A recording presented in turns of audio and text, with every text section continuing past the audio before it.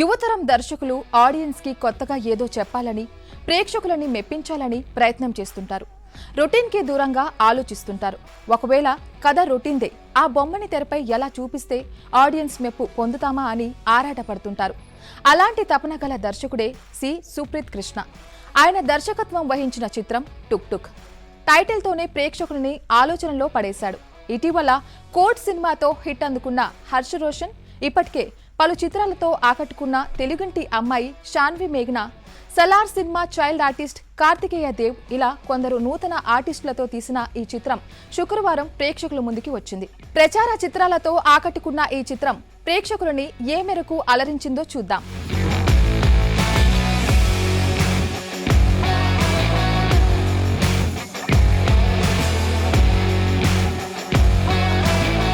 యుక్త వయసులో ఉన్న ముగ్గురు కుర్రాళ్ళు హర్ష రోషన్, కార్తికేయ దేవ్, స్టీవెన్ మధు డబ్బుల కోసం వినాయకుడి విగ్రహం పెట్టి వినాయక చవితి పండుగ చేస్తారు.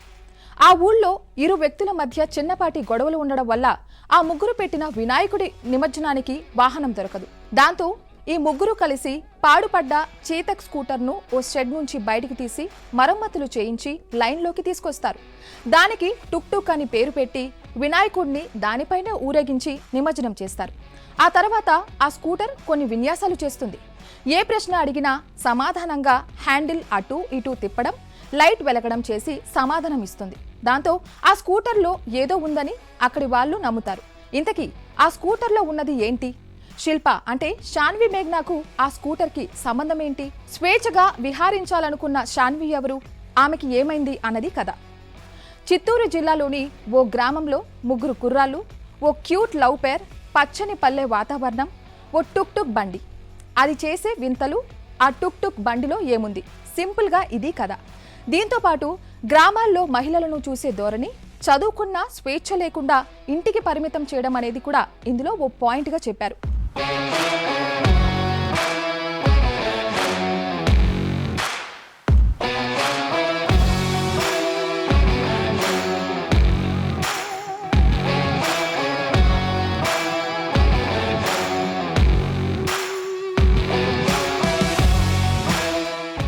చదువుకుని హద్దులు మీరకుండా తనకు నచ్చినట్లు జీవితం ఉండాలని కోరుకునే అమ్మాయికి ఎలాంటి పరిణామాలు ఎదురయ్యాయి అనే కథకు ఓ టుక్ టుక్ బండిని జోడించి ఎమోషనల్ జర్నీగా దర్శకుడు ఈ కథను డ్రైవ్ చేశాడు. ఓ వాహనం విన్యాసాలు చేయడం అనేది గతంలోనూ బామ్మ మాట బంగారు బాట, కారా మజాకా వంటి చిత్రాల్లో చూసాం. అయితే ఇందులో టుక్ టుక్ స్కూటర్ పెద్దగా విన్యాసాలు ఏమి చేయదు, కానీ తాను చెప్పాలనుకున్నా, తాను ఎంచుకున్న ముగ్గురు కుర్రాలకు సైగల రూపంలో అర్థమయ్యేలా చెబుతుంది. దాని ద్వారా అసలు ఆ టుక్ టుక్ అలా చేయడానికి కారణమేంటి, అందులో దేవుడున్నాడా, ఏదైనా ఆత్మ ఉందా అని కనిపెట్టే సీక్వెల్స్ ఆసక్తికరంగా ఉంది. దానికి ఫన్తో పాటు భావోద్వేగాలను జోడించారు. బండిలో ఉన్నది ఆత్మ అని తెలిసిన తర్వాత ఆ ముగ్గురు కుర్రాలు భయపడడం, వాళ్లను పరిగెత్తించడం నవ్వులు పూయిస్తుంది. ఇందులో టుక్ టుక్ స్కూటర్ ఎక్కడ మాట్లాడదు, కానీ అడిగిన దానికి అవును కాదు అని ఇండికేషన్స్ మాత్రం ఇస్తుంది. అది ఒకంత కొత్తగా ఉంది. అయితే అందులో ఉన్న ఆత్మ కథ ఏంటి అన్నది చెప్పడానికి దర్శకుడు ఫస్ట్ హాఫ్ మొత్తం తీసుకున్నాడు.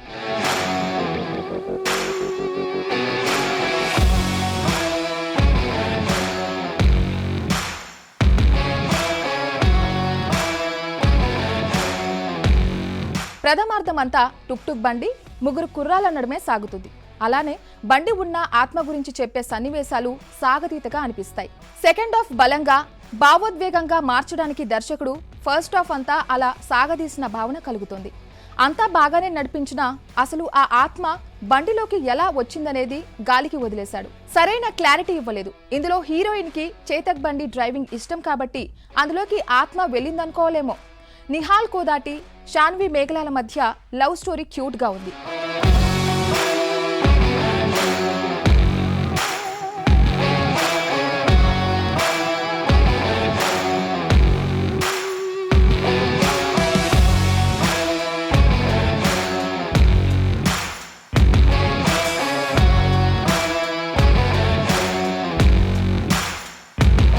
నిహాల్ కోదాటి, శాన్వి మేఘ్నాల మధ్య లవ్ స్టోరీ క్యూట్ గా కొత్తగా ఉంది. చెబితే కథలో సస్పెన్స్ రివీల్ అవుతుంది, కానీ ప్రేమ, భావోద్వేగం, తల్లిదండ్రుల మనోవ్యధ ఉన్న ఈ కథను గోడ మీద చిన్న లైన్తో చెప్పి సినిమాను క్లోజ్ చేశాడనిపిస్తుంది. హీరోయిన్ పాత్రను బాగా రాసుకున్నాడు. ప్రేమికుడి చేతక్ బండితో సెకండ్ పార్ట్కి లీడ్ ఇచ్చారు. అయితే ఈ చిత్రం చిత్తూరు జిల్లా నేపథ్యం. అక్కడి యాసతో నడిచిన తెరపై కనిపించేది అంతా కోనసీమ ప్రాంతమే. అలా ఎందుకు చేశారో తెలియదు. నటీనటుల విషయానికి వస్తే తెలుగింటి అమ్మాయి షాన్వి అందం అభినయంతో ఆకట్టుకుంది. స్వేచ్ఛ, ధైర్యవంతురాలైన పల్లూటిరి అమ్మాయి పాత్రలో చక్కగా ఇమిడిపోయింది. టీనేజ్ కుర్రాల పాత్రలో హర్ష్ రోషన్, కార్తికేయ దేవ్, స్టీవెన్ మధు ఎనర్జీతో నటించారు. చక్కగా నవ్వించారు. నిహాల్ కోదాటి కూడా పర్వాలేదు. మిగతా ఆర్టిస్టులు కూడా ఓకే అనిపించారు. టెక్నికల్గా సినిమా ఉన్నతంగా ఉంది. పచ్చని పొలాలు, పెంకిటిల్లు, కొబ్బరి తోటలు తెరపై ఆహ్లాదకరంగా అనిపిస్తాయి. ఆ వాతావరణానికి తగ్గట్టే సంతూ ఓంకార్ ఆహ్లాదకరమైన సంగీతం అందించారు. ఈ సినిమాకు కెమెరా వర్క్, సంగీతం హైలైట్గా నిలుస్తుంది. నేపథ్య సంగీతం ఫ్రెష్ ఫీల్ కలిగిస్తుంది. ఎడిటర్ ఫస్ట్ హాఫ్ కాస్త షార్ప్ చేయాల్సింది. మాటలు, పాటలు ఆకట్టుకున్నాయి. దర్శకుడు ఎంచుకున్న కథ బాగుంది. తెరకెక్కించడంలో చిన్న చిన్న పొరపాట్లు ఉన్నా తాను చెప్పాలనుకున్న పాయింట్ని బాగానే కన్వే చేశాడు. గ్రామాల్లో అమ్మాయిలు ఇలానే ఉండాలి అన్న రూల్ బ్రేక్ చేసేలా చిన్నపాటి సందేశం ఇచ్చాడు. ప్రేమ, విలేజ్ బ్యాక్డ్రాప్, ఎమోషనల్ డ్రామా కథలను ఇష్టపడే వారికి టుక్ టుక్ నచ్చుతుంది.